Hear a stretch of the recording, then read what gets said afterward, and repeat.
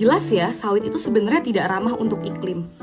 Ditambah lagi, yang banyak orang nggak tahu, satu siklus sawit itu sekitar 20-30 tahun, dan dengan kapasitas tanah yang normal, sebetulnya satu tanah normal itu hanya bisa menampung 2 sampai maksimal 3 kali siklus.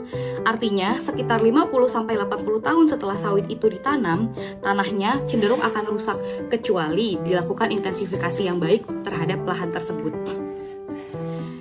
Nah, aku nggak bisa bilang bahwa aku kontra sawit ya, karena sebetulnya memang dibanding vegetable oil lain, seperti rapeseed, soybean, dan sebagainya, memang kelapa sawit itu cenderung lebih produktif dan dampak kerusakannya lebih minimal terhadap lingkungan.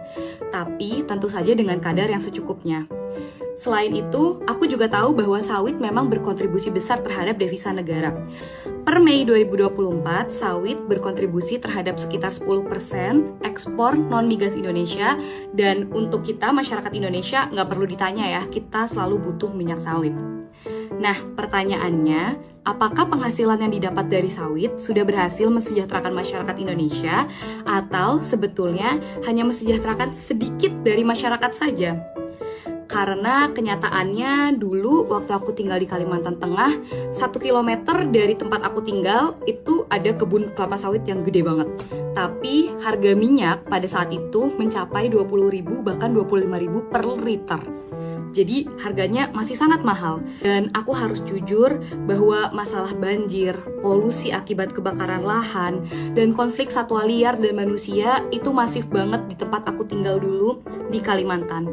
Dan ini menewaskan korban yang jumlahnya nggak sedikit. Demo-demo masyarakat menuntut plasma sawit itu juga masif banget, tidak banyak yang diberitakan, tapi mungkin kalian bisa lihat contohnya di sini. Ada beberapa angka kematian dan itu aku saksikan dalam 1 tahun, nggak cuma 1 kali aja, tapi bisa beberapa kali. Dan kebun sawit itu luasnya sudah sebesar ini loh teman-teman. Pertanyaannya, apakah kalian sebagai masyarakat Indonesia sudah merasakan peningkatan kesejahteraan? Jadi untuk menutup video ini, aku mau bilang bahwa kita semua butuh sawit, kita percaya sawit itu bermanfaat, tapi kembali lagi, mari kita kaji apakah sawit selama ini sudah efektif dalam mensejahterakan masyarakat Indonesia.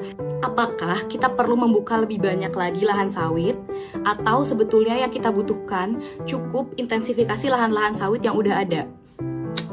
Silahkan komen pendapat kalian.